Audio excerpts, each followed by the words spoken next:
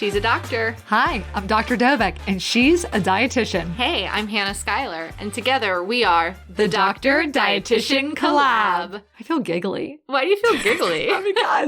because I realized that we were like very serious. We were talking about what we were going to say, and then all of a sudden you're like, all right, you ready? And then you had to put on this big smile so it doesn't sound like we're like, she's a doctor. Yeah. So we don't sound like serial killers. I know. You guys, we really are sitting like 3 feet apart from each other, maybe, and just like staring into each other's eyes. It's very intense. It's very intimate. So I felt giggly when we did the intro there, but I'm also feeling giggly because today we are talking about a bariatric potpourri. Potpourri. And I just looked up, I'm like, what is the definition or the origin of the word potpourri? Do you know? It's French. It is French. Okay, that's all I know.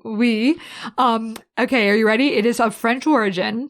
The word is French. It means a jar or pot in which a mixture has rotted. Oh. Yeah. And not only that, guess what? Is potpourri bad feng shui?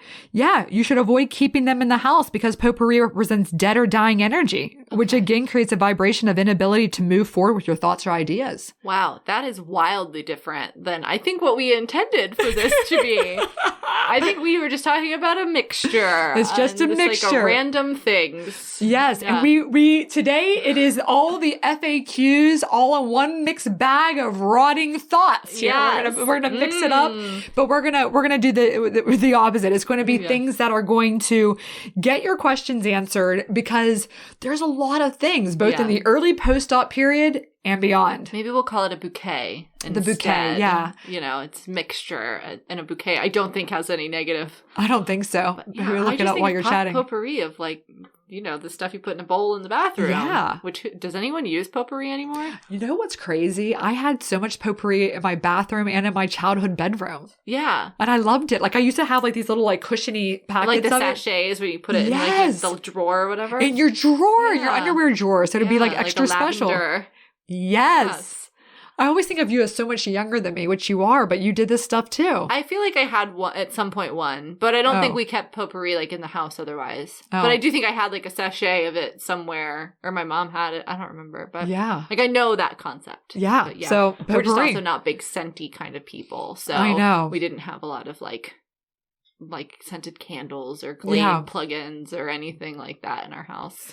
Yeah, we didn't either, but we sure rocked that potpourri. My mom has the nose of a dog hound, like a hound dog. So like she smells anything. So she's like all of that was way too intense for us to keep. Oh my gosh. Yeah. She'll walk in anywhere and she's like, what's that?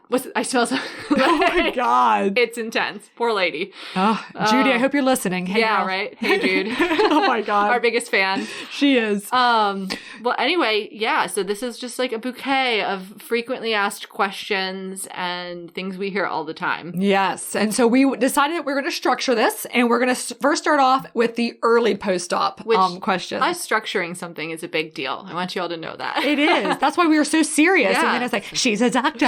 I'm like, hey, and I'm smiling and laughing. We just went to lunch too. We're really, it's been a good day. It has been it's been very lovely. Yeah. It's been lovely. Like the bouquet of flowers we're about to talk about here. Yes. But anyway, so yeah, we're going to start with some early post-op, right around surgery questions. Yes. And then we'll talk about some of the things that kind of happen 3, 6, 12 months, years after surgery. Yeah. So here we go. Buckle up. Let's go. So, go ahead. I was going to say the first one. I got to start off with this one. Start. Is what happens to the bypass stomach? I know. Yeah, I want to hear it from your words because I could technically what happens is I use a like a very and if you've watched our YouTube special where we actually show an unedited gastric bypass on YouTube, you can watch it. You could see what happens, but how would you describe that? So it just kind of stays in place pretty much. Like you separate it physically, it's cut away from the pouch, but otherwise it stays right there because it's connected to the blood supply. It's sitting there. In my mind, like prior to watching surgeries, because of how they always illustrate it, it really looks like they like move it and float it out into like your body cavity just like randomly.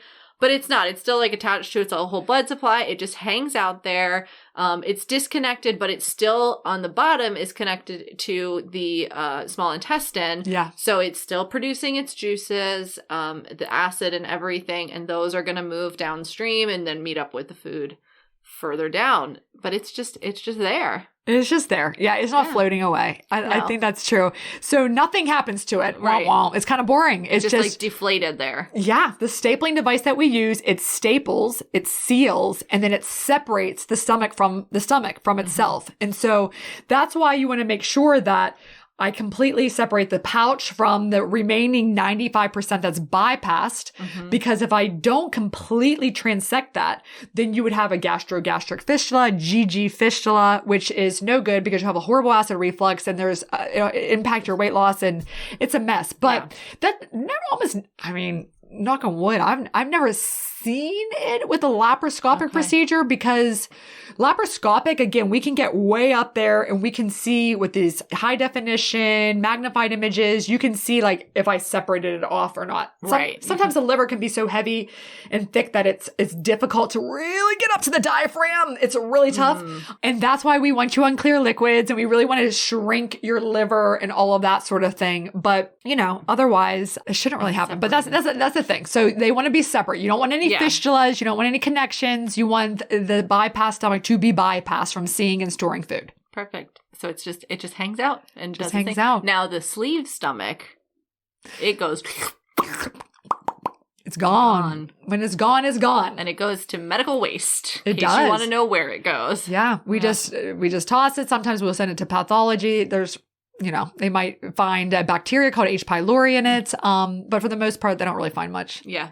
So that's that. Yeah, that one's gone. When it's an ectomy, gastrectomy, the stomach is removed. I cannot put it back or sew it back. It's gone. Once it's gone, it's gone. Yeah. So that's that with the sleeve. So let's talk a little bit about the diet early on and sort of the mentality behind going from full liquids to pureed to soft foods. Like, why is that like a transition? And this is not just bariatrics. That's sort of like isn't that like transition in all of like dietary stuff? Yeah, depending on kind of what's going on, a lot of times you will kind of like ease back into a solid diet, depending on, especially if it is a GI issue. Now, if it's some other issue, a lot of times you can probably go, you might be on liquids or something for a few days, but back to a normal. But probably anything with the gut, you're going to ease back into it. Now, of course, the rule is if you can feed the gut, you do feed the gut. Yes. So that's why we don't use things like TPN or total parenteral nutrition, which is when it goes through the bloodstream. That's only when your gut is not working. We didn't do that to you. Your gut still works, so we're going to feed it.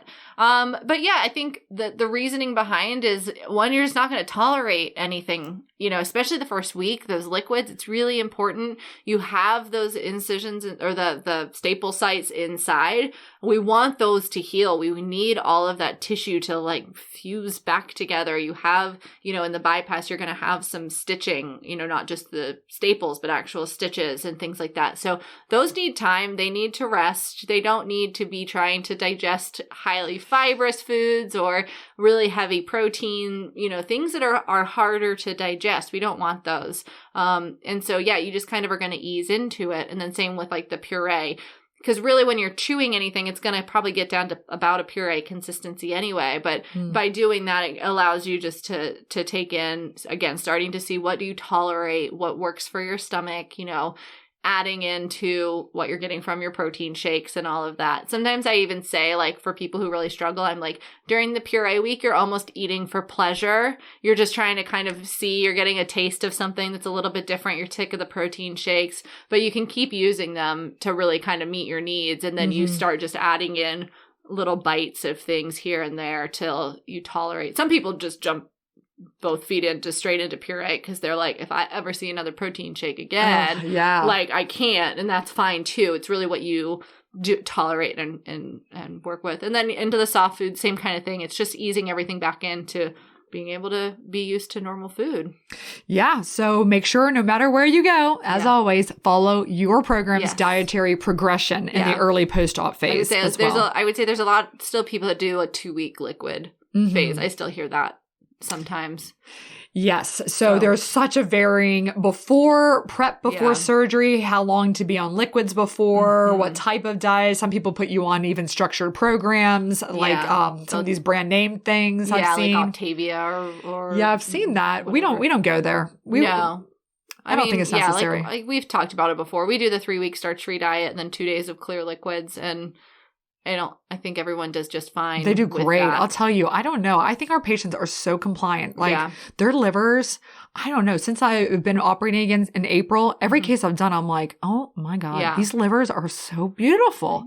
I put the camera and I look immediately. I'm like, oh yeah, baby, yes. It's going to be a good day. It sure is. Yeah. I mean, I love it.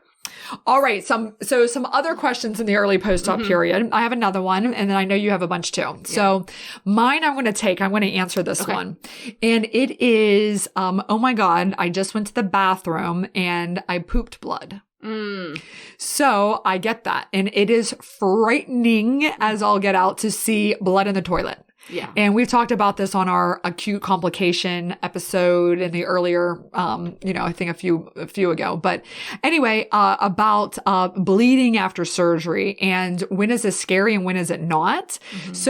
So the thing is, you have to understand is that when we are stapling the sleeve or stapling on the small intestine or making the stomach pouch or hand sewing, there is cutting that's involved. And so, yes, you hope that all those little tiny vessels are sealed, but sometimes when you cut, it oozes and then that blood, albeit small, will flow through your GI tract. So you might see some like, oh, that's maroon. That is blood that's in there because blood, again, is a laxative that races through your system. So if you see a little bit of blood in the toilet, you feel fine. You're like, I feel fine, but that looks scary. Yeah. Or even if it's a fair amount, that like a little bit of a clot that comes out and then that makes the water dissipate. It's sort of like women when you're on your period. It's very similar. Yeah. But you're like, no, that definitely is per rectum. Like that's definitely, I pooped that. Yeah. And so if you see that, of course, let us know. You can if you want. But a lot of times, if you don't feel like you're going to pass out, you don't feel weak, you're staying hydrated, you feel good, and it was just a little bit, what goes in must come out. If it oozes, it's going to come out. You might even vomit a little bit, and then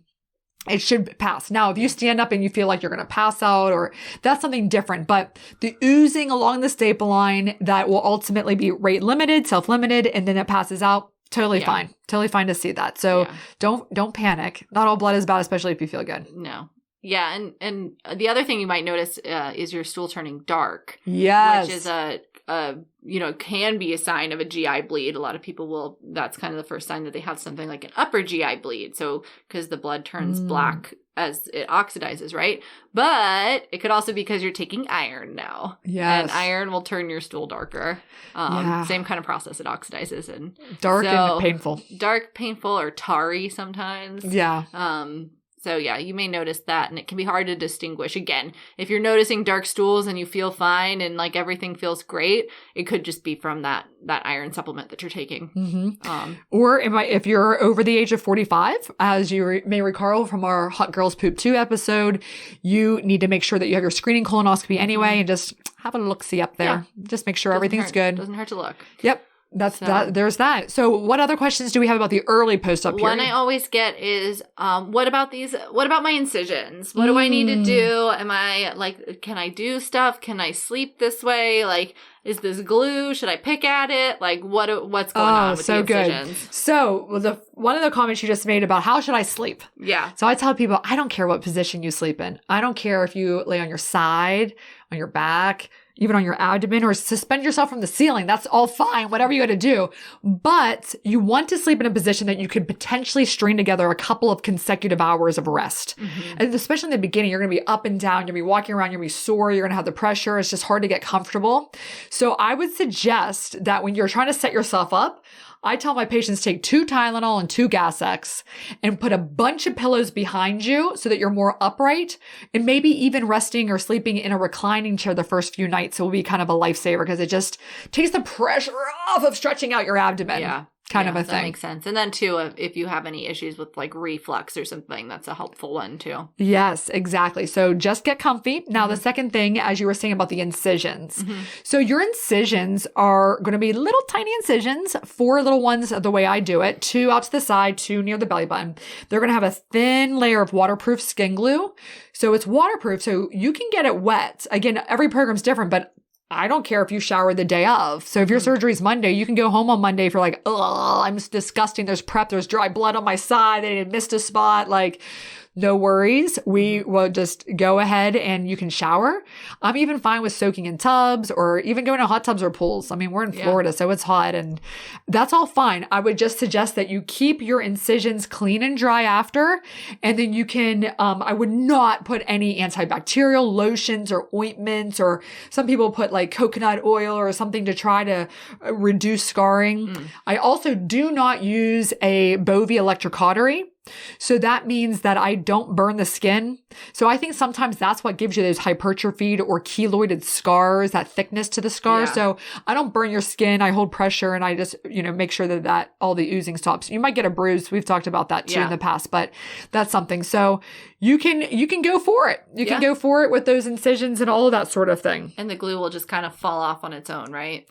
Exactly. The glue will either fall off on its own, or sometimes that thing is like, all right, guys, it's been a month and that thing is still not giving up and is holding on for dear life. So if the edges start to roll up at about a week post-op and they're snagging on your clothes or itching, they're annoying, you just want it gone, you can start to pick it off yourself. Okay. Just pick. Just and keep it clean. Yep. And then give it the old, like, it's like peeling off a liquid Band-Aid. That's like just put it off and then clean and dry. They will heal. Now, sometimes you'll even get like a little piece of the stitch, which is Vicryl, which is an absorbable suture. You'll see that kind of start to show itself sometimes. Like what we call spitting a stitch. And if that happens, just lift up and you can cut it. You might not want to do that yourself, but that's something else. Okay. There on the incisional and if care. Not, just leave it and it'll go away. Exactly. So the other one people always ask us is, when can I go back to work? When can I pick up my kid? When can I lift weights, exercise, all of that kind of stuff? So this is one I just like to say is common sense. I hate to say like you cannot lift more than 15 pounds for greater than 2 weeks, because there's really nothing that you're going to do from a movement standpoint that's going to mess up anything on your insides. The only thing you can do is if you were to eat something you should not be eating, like a piece of really well done steak or that raw broccoli at 2 days post-op. I mean, yikes. Like, no. You don't want to go there at all. So you just got to let everything just simmer down and heal up and everything's good there. But as far as movement, if you feel like you could do it and it's not going to cut like, oh, I am so sore. Like some of you are just gingerly walking back into your houses and slowly climbing your steps and just, like I'm tired. I'm beat up. That's the last thing you want to do is some ab exercises. Yeah. So if you don't feel like doing it, don't do it. Now, on the flip side of that, some of you, you know who you are, which is a lot of you are now like these type A overachievers, are like, you know what? I want to show everybody, like, look at me, my watch. I walked like 10,000 steps today, or I like did all this stuff. Like I went to Disney while I was in town visiting to have this like, whoa, like, if you're sweating, weak, lightheaded, like I need to relax, then honestly, your body ain't going to lie to you. So do that more than any other advice. Yeah. Plus if you think about your intake during that first week, a lot of times people are getting 300-400 calories in, they're just doing a couple shakes a day. You're going to be you're going to be worn out. So it is important to listen to your body. And then sometimes you have to also be like, no, my brain's in charge here. And even though maybe I feel good, because like you feel good coming out of surgery and all that, it's like, we still don't need to push it that hard. Yeah, exactly. Zen, let's calm down. Let's calm down. Now, return to work is also very variable because everybody does a little something different. If you have more of a desk job, you can work remote, you can work at home, you have access to your kitchen, you can walk around, you can take breaks, you can relax and rest, whatever, get your work done whenever you can. If you have more of that job, then, I don't care. You can go right back the next day. Yeah. If you need a work excuse note, FMLA, we do. I'm sure most programs will help you out with that paperwork. At our program, we say, all right, we'll give you to 4 weeks. And then it's like, all right, that's enough. Like it's time to go back. The gig's up, but that's okay. Yeah. So anywhere from 1 day to 4 weeks off. So if you do have a more strenuous job, if you are in healthcare, nurse, you have to move patients, you have to push wheelchairs, you have to, you're a firefighter, you get it. Like if you have that, then I would take some time and chill out. Yeah, for sure. Because it's just, again, you're just going to be a little bit weaker if you're sitting at a desk.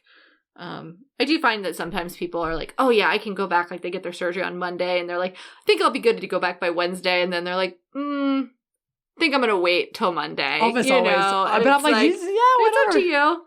But I've had people that do that. They're like, yeah, I started back 2 or 3 days later and felt just fine, or they got surgery on a Thursday and they were back the following Monday. They kind of took Friday off and then the weekend and then back to their desk. Now, again, maybe not going into work, maybe work from home, but. Yeah, I would work from home again, chill it out. Yeah, some of our patients are just like, they go for it. But I like to talk about that first night after surgery where patients, they're trying to sleep more upright. They're trying to get comfortable. It's going to be a long kind of night, that sort of thing.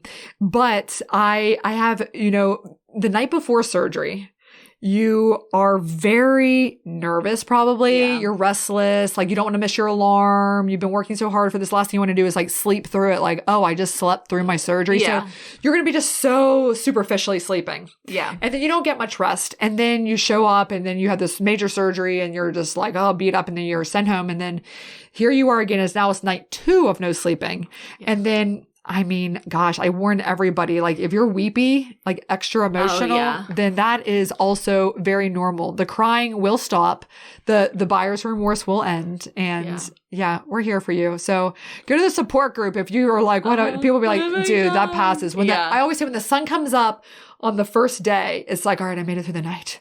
Like, I did this. Like, you're going to start to turn a corner. Yeah. You really will. Yeah. It'll all be good. It will be. All right. So now let's kind of pivot to, that was like the most common questions I think we get like right around surgery. Of course, there's more. If we think of them, we'll throw them in there. Yeah.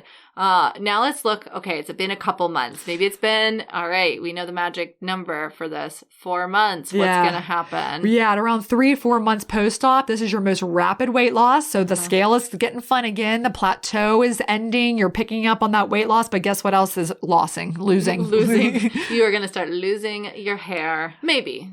Yes, maybe. And that's something that a lot of patients, rightfully so, are panicked about. Yeah. So we wanted to tackle it. I thought about doing a whole episode on hair loss, but I think we can cover it in just a matter of a couple of minutes here. So why does this happen? And it is the period of most rapid weight loss. And therefore, your body is going to want to hold on, protect what it can. And so hair is considered to the body as survival the most arbitrary thing. Yeah. So you'll start to temporarily lose it. Yeah. So what can you do to prevent it? And why is that happening? It's because you're not getting in enough protein. Almost always. You might be like, I think I am, but you're not. You're just not. You're in that weird time where you still have so much restriction and you're like almost like exhausted by eating and you don't have much drive to eat. And it's like, you got to push through that breakfast, lunch, dinner, protein. We have tons of animal protein options and tons of plant protein options available on our episode guides. Read them, figure it out, talk to Hannah, get a customized meal plan, do whatever it takes to get your protein in during that critical time period if you want to prevent that potential temporary loss of hair. Yeah. And then the other thing with it is that hair is like on a cycle. It's like a 90 or 120 day cycle. Oh, good point. That you lose it. And so it's like months 3 to 6. It just keeps falling because you're like losing that like cycle of hair. And then so like at 6 months a lot of times or 9 months, you'll kind of start to see that baby regrowth and it comes in. It's similar to pregnancy, right? You have pregnancy, you hold on to your hair, then you go through this big traumatic event of birth, and then you're in this weird state. And again, your hair loss after pregnancy is really common. Oh my God, yes. So, it's the same kind of mechanisms. It's the same as if somebody goes through, it can happen in any trauma, really. Yeah. Hair loss is something that can be just kind of spun by traumatic events in our lives. So, and to our bodies, bariatric surgery is a traumatic event. It's a big deal. True. So, yeah, gosh. I always think about hair loss and I don't know if I told you this or I talked about it on the podcast, but I had a dear friend in training and I mean, it was intense to go through surgical training and residency. We've talked about that ad nauseum, but she was so stressed because it was coming to a close and it's like almost time for us to operate on our own. And she just couldn't take it. And she lost all of her hair, stress-induced alopecia completely. She lost all of her hair. She even lost her eyebrows and everything. She was so stressed. Wow. So with the stress physically from the surgery, emotionally of this massive change, just mentally, how do you get through that and cope? And you really got to work on the mental thing. Otherwise, it's like, you're lying. You're not doing okay. I can tell. And your mane is thinning out, my loves. Like, we can tell. Let's like recenter. So if you're going through that, again, you're going to get the regrowth. It's going to come back. We need to work on the mental and the protein. And then thoughts on biotin? I don't think it really helps. Yeah. I don't know. You're going to get a lot in your bariatric vitamin anyway. There's usually like 2,000% of your daily biotin needs in those. Like they cram them full of it. Yeah. So to add any on top of that, I just don't think. And then the collagen as well. I think there's more research out there about the collagen maybe being beneficial. Right. But again, that's a protein. So if you're getting your protein in, you're getting collagen. So I don't know. If you want to add it, go for it. Yeah. The other thing I always tell people to do is go to your hairdresser. Ask them for advice because sometimes there's external things we can do. You know, if you're somebody who bleaches their hair. Say what? I don't know anyone who does that. But, you know, if you're doing that or you're doing, you know, like a lot of heat in your hair or a perm or something like that. I don't know if I think people still get perms. Did you ever get a perm? No. I sure did. Oh, really? Yeah, I'll have to show you a picture. Oh, yeah, I want to see that. Or chemically straightened or something like that. Like maybe not doing those types of things. Maybe looking for different shampoos. I know there's like the Nioxin shampoo that some people say really helps. I've also read like rosemary oil. You can rub on your scalp. Like look up rosemary scalp treatments. You'll find stuff. Oh, okay. And apparently that can help like to stimulate. It's like a fairly well proven homeopathic remedy as far as I've seen. So there's definitely some stuff you can do as well. Oh yeah. And then now the hair extension game is so good. I mean, I have these tape-ins. Yeah. I mean, I've been talking about them. I put it on there and I still have them in. Did you know that I still wear them? Yeah. Okay. You got new ones though, right? Well, I got new ones because I accidentally put sunscreen. They got in the other ones, and that turns them orange. Yeah, she had like an orange streak in her hair. Yeah, that looks ridiculous. That was not awful. Her greatest moment. No, it wasn't. I've had a lot of bad hair days, though. but that's okay. But when you said the word cycle, I wanted to go back to period cycles. Oh, good call. Yeah, a lot of people right before surgery are like, oh my God, I'm going to be on my period for surgery. Do we have to postpone? I'm like, we got to do that. I ain't going to operate on anybody. Everyone, I think that's another stress thing. Yeah. It's like, oh, here comes my period just when I don't want it. Listen, we don't even uncover you from waistline down. You'll wear pads, no tampons in the OR. No big deal. Yeah. Now, the other big question, this is one, please listen to this. I get this question every day. So do you, is that I was just on my period. I'm supposed to get my period. I'm super regular. Why is my period here? Or I haven't had my period in 5 years and my period came right after surgery. Right after surgery. Yeah, and it's going to happen. People have it for weeks. Or then it'll stop and then it comes again. Like what? Mine was always like a 5-day cycle every 28 days. Like, nope. You're getting your period after surgery and you're going to have erratic all over the place. But, and we're going to do an episode on this, you're going to be more fertile. And it's going to happen sometimes instantaneously. So be careful. We do not like that, but we'll talk about all of that soon. That's another immediate post-op question we do get. When can I have sex? Yeah, we do get that. And that's the same as everything, right? When you feel up to it. Yeah, we do. We sure do get that one. And you might feel up to it.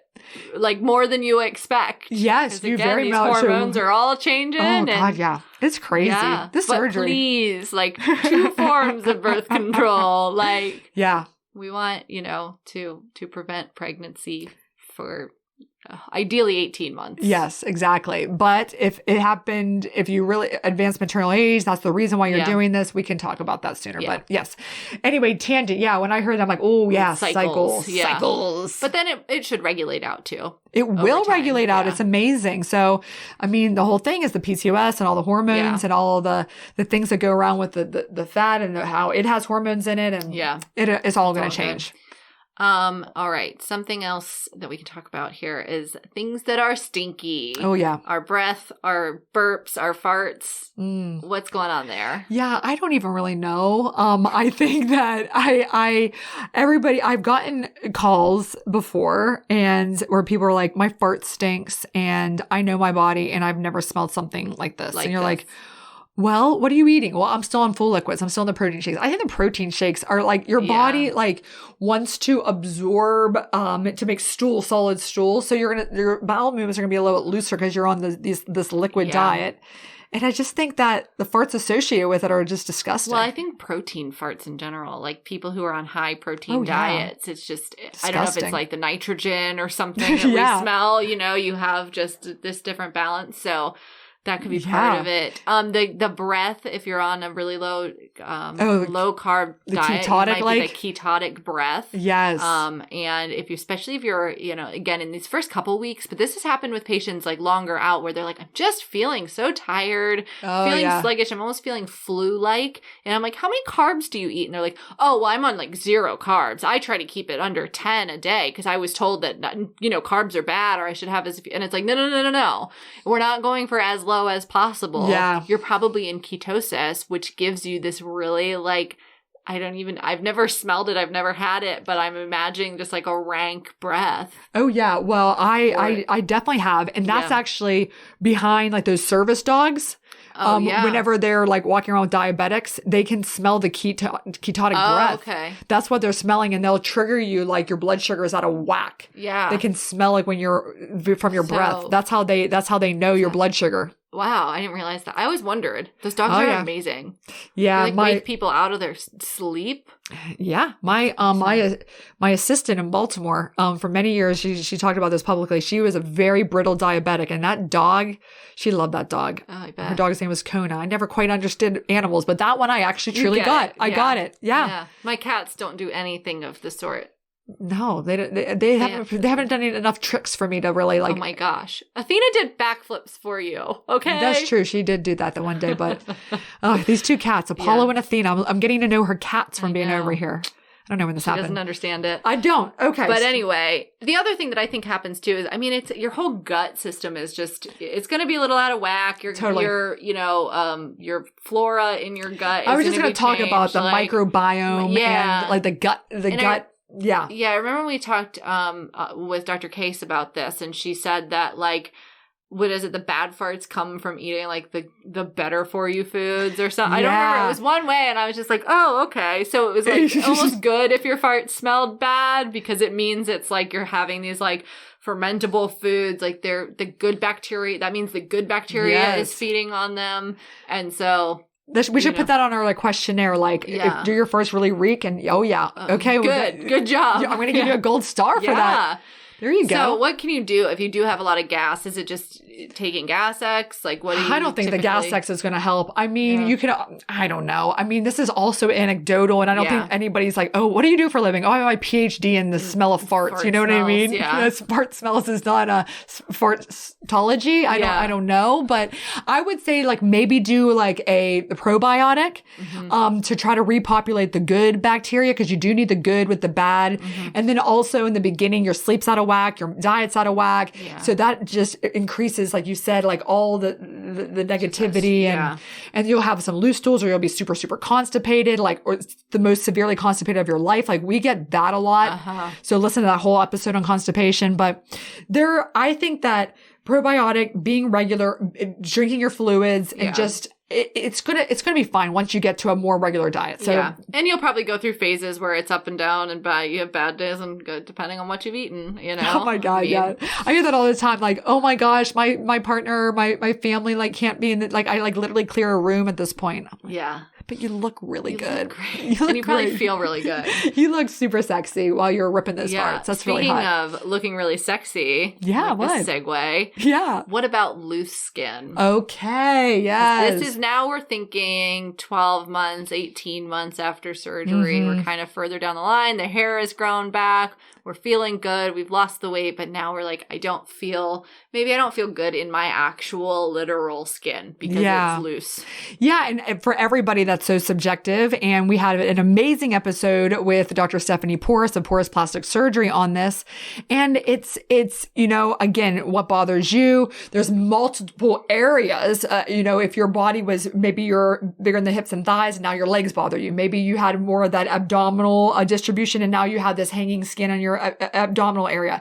Really, what you look like before surgery is not like you're going to get loose skin in your abdomen if your abdomen's kind of small, but it's, all in your arms and breasts. Like what's there at the beginning will be there. And again, elasticity properties to the skin. We talk about this a lot. If you're a man, it just bounces back easier if you're darker skinned and if you're younger. So you still have that elastin properties there in the dermis and you have a better chance. But if not, there's ways that you can potentially get insurance to cover it, or maybe you just don't even care. It's not that big of a deal. And I don't want everybody to think like, oh, I'm trading one look for another look. And you do change undoubtedly, but I don't think that's truly, I've never met anyone. I want to be very honest here. I don't think I have a post-op patient that has lost, say, significant amounts of weight, 150 plus pounds, that has said, oh, I wish I was 150 pounds ago because I don't like the skin. Because I don't like the skin. I just don't think, listen, it is a mental warfare. So then I know that looking at it like, well, here I am and I'm so mad at myself forever. Like that's a whole nother thing. But I think that the benefits obviously outweigh massively that, and there's ways to fix that too. Yeah. And I think of it as in the perspective of, yes, you had fat tissue before and now you don't have that anymore. And what does that do to you metabolically? Yeah. It's kind of taking a step back from, we know that people do this for a whole host of reasons, and usually people are doing it for multiple reasons. It's their health, it's their family, but it's also for their looks. They want to look different. And that's totally fair. But I think then it's kind of like going back to like, what were my other reasons for this? Like, yes, maybe my arms have loose skin, or maybe my stomach does, and maybe it's frustrating and it can be really inconvenient. I hear people talk about they can't find shirts with like it'll fit their torso, but the sleeves are too tight because they just have the loose skin, or, they have the hanging all over their clothes and things like that. And again, you can do plastic surgery. And then also there's the element of embracing it and loving yourself in the skin that you're in, and seeing, what can you do to just kind of embrace that. And there's a lot of people, I would say too, on the internet that share that really publicly, and they embrace kind of their journey with that. So maybe looking for some of that kind of inspiration of like, all right, she's on the beach in her bikini, and her, tummy is not perfectly flat. It's still got a lot of loose skin, and she looks amazing. And like recognizing that that's probably what you look like too. Yeah. Yeah, I know. And gosh, we're all our own worst critic. Absolutely. We talk about the mental toughness is hands down, bar none, the hardest part of this journey. Yeah. You can I'll tell you, the physical discomfort, nothing. Yeah. Nothing. It'll become a distant memory the minute you fart out the gas pain. It's nothing, It's just this ongoing up and down with all of that. Yeah. So, okay. Well, we went through a lot, and I'm sure there's so many more questions. Every time we just recently did a Q&A support group. And, we just get, I'm like, oh, that's such a good question. Such a thoughtful question about, how that happened. So we want to hear from you, and hopefully this will trigger more questions. And if we didn't answer your question, then either DM us on our Instagram, DoctorXDietitian, or I don't know, they can send us send us an email. Yeah. Figure it out. You know how to get in touch with us. Yeah, if you don't, I'm everywhere. I'm annoying. Yeah, Dr. Dovec, Body by Bariatrics, HannahSkylar.rd. It's all us. We're the ones answering any of those. So yeah. When I say it's Dr. Betsy Dovec, you don't have to push stop in all caps whenever I text you. I'm like, me. What? Yeah. Wait, I just texted you. Don't put stop. You can tell. I brought this up on a few pods now. I'm like, this is like, hurts her feelings. It does. But yeah, so reach out to us. Let us know what questions. If you liked this episode, let us know. We'd be happy to do another one if you like kind of the format of, I know a lot of times we focus on such one subject. So kind of another bouquet, another potpourri, as it were. And yes, maybe the next one we will do it in French. Oh, that will be terrible. No. Oui. No. I know how to say du vin rouge, which is 2 red wines. Oh. And où est la toilette? Where's the toilet? Wow, and parlez-vous anglais? Those were my 3 French phrases I learned. I'm really impressed. Do you speak English? Yeah. I mean, I'm impressed with you, Hannah. You never cease to amaze me. Let me tell you. I can get wine, bathroom, and an English-speaking person in France. Mine is from Beauty and the Beast, so I got bonjour. Bonjour. That's all I got. Stunning. All right. Well, we will see you all next time. Yes. Thank you, Dr. X Dietitian fans. Bye. Bye, everyone.